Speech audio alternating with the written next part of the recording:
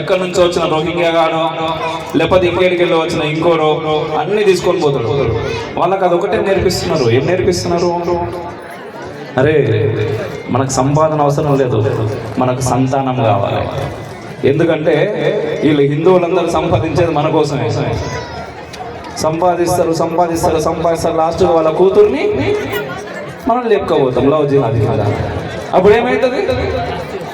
వాళ్ళ సంపాదన అంతా మనకి వస్తుంది. మనం చేయాల్సింది అది అని చెప్తున్నారు. మనం ఏం చేస్తున్నాం? మనకు మన రామాయణం వద్దు, మహాభారతం వద్దు, భగవద్గీత వద్దు, దేవుడు వద్దు. ఈరోజు చెప్తున్నా, నేను ఛాలెంజ్ ఏం చెప్తా, ఇంతమంది ఉన్నాం కదా ఇక్కడికి ఎవడన్నా వచ్చి నీ రాముడు దేవుడు కాదు అని చెప్పినా కూడా ఏం పీకలేం, ఏం పీకలేం. అట్లాంటి స్థితిలో ఉన్నాం మనం. ఎవరండి అది ఇద్దరు ఏం బీకలేము అంటే ఇక్కడ దాదాపుగా 99.9% అవునని అన్నారు. కానీ 0.01% చీటి చెన్నాడుతామన్నారు. అంటే మన భావన అక్కడ ఉన్నది, అది వాస్తవం. నీ శ్రీరాముడు ఎవడు?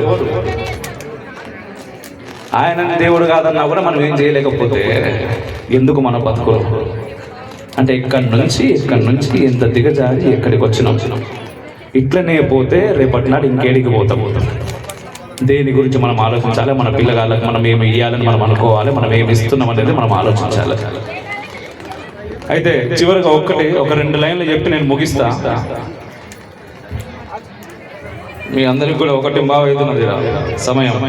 ప్రసాదాలు తీసుకున్నారా?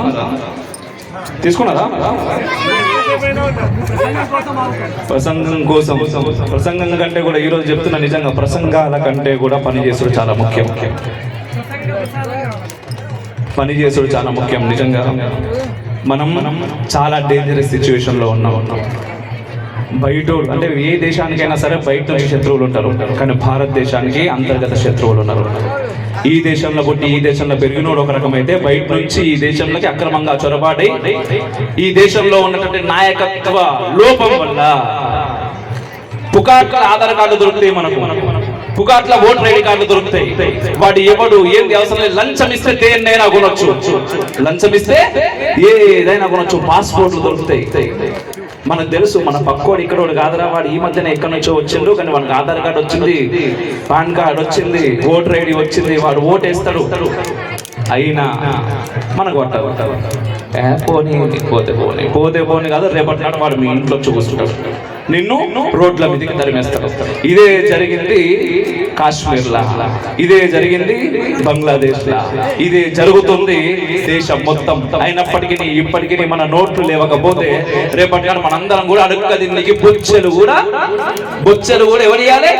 వాడే ఇవ్వాలి. అవి అడుక్క దీనికి ఒక బొచ్చి ఇవ్వని మనం అడుక్కోవాలి. అట్లాంటి స్థితి అమ్మా, నవ్వుడు కాదు, నిజం ఇది. అట్లాంటి స్థితి అది త్వరలో ఇక మన పిల్లలే, ముక్కు పచ్చరాని పిల్లలు ఉన్నారు కదా, ఇది మనం లక్షల కోట్లు సంపాదించి వాళ్ళ కోసం పక్కన పెడదాం అనుకున్నటువంటి పిల్లలు రేపటి నాడు వాళ్ళ భవిష్యత్తు, అటువంటి భవిష్యత్తు వాళ్ళకి ఇద్దామా మనం? అటువంటి భవిష్యత్తు ఇవ్వద్దు అంటే సమాధానం కూడా ఎక్కడో లేదు, మన అందరికీ తెలుసు. కానీ మనం పాటించే ప్రయత్నం చేద్దాం. అయితే అయ్యా పాటించాలి, బరాబర్ పాటించాలి, లేకపోతే ఏం ప్రయోజనం ఉండదు. చెప్తున్నా కదా, ఇట్లనే నాలాంటి వాడు వస్తాడు, 10 నిమిషాలు మాట్లాడతాడు, ఉర్రూతలు కింద జై కొడతాం, తర్వాత ఇంటికి పోయిన తర్వాత కదా మన పని ఏంది, మన ముచ్చటేంది, రేపు పొద్దుగా లేని ఈరోజు రాత్రికి పని అయింది, పొద్దుడికి ఏముండదాం. పిల్లగాళ్ళు స్కూల్లో పోతున్నారా లేదా, ఆ స్కూల్లో ఫీజుల కోసం మనం ఇద్దరం కలిసి పని చేయాలి. ఎందుకంటే LKGకి 50,000 ఫీజు, 1,00,000 ఇద్దరం పని చేస్తే తప్ప కాదు. అసలైన చదువు అంటే ఏంటిది పోరగాళ్ళకి అది తెలిపే ప్రయత్నం చేయాలి. అన్నిటికీ మించి సంస్కారం నేర్పుడు. ఆ సంస్కారం కోసమే శ్రీరామచంద్ర ప్రభువు ఆయన మన కోసం మనిషిగా పుట్టి మనిషిగా పెరిగి ఎన్ని కష్టాలు పడ్డాడమ్మా తండ్రి, ఎన్ని కష్టాలు పడ్డాడు. ఆయనకు అవసరమా? ఆయనకు అవసరం. రామో విగ్రహవాన్ ధర్మ అంటాం ఈ రోజు కూడా. ఎందుకు అంటే రామచంద్ర ప్రభువు కేవలం అంటే మన మనుషులకి ఏంటంటే ఎంతసేపు ఏదో ఒకటి రూపంలో కావాలంటే ఆయన దేవుడు కాబట్టి చేసిండ్రు అనే మాట ఎక్కడంటామో మనం ఆయన గ్రహించి నేను దేవుణ్ణి కాదురా నాయన, మీ లెక్కనే మనిషిగానే పుట్టిన ఈ లోకంలో, నేను చేసినట్టే మీరు కూడా చేయొచ్చు అన్నాడు. అందుకోసమే తెల్లారితే పట్టాభిషేకం రామచంద్రుడికి. రేపు పొద్దుగాల మన పిల్లగాళ్ళ గారే నాయన నీకు చిన్నగా ఒక బండి కొనిస్తా, లేకపోతే సైకిల్ కొనిస్తా, లేకపోతే ఫోన్ కొనిస్తా అని చెప్పి రాత్రికి ఏదో ప్రాబ్లం వచ్చి తండ్రి దగ్గర పైసలు అయిపోయి పొద్దుగాల ఫోన్ కొనియకపోతే ఆ బుడ్డోని పరిస్థితి ఎట్లుంటుంది ఇంట్లో? రచ్చ రచ్చ చేస్తాడు.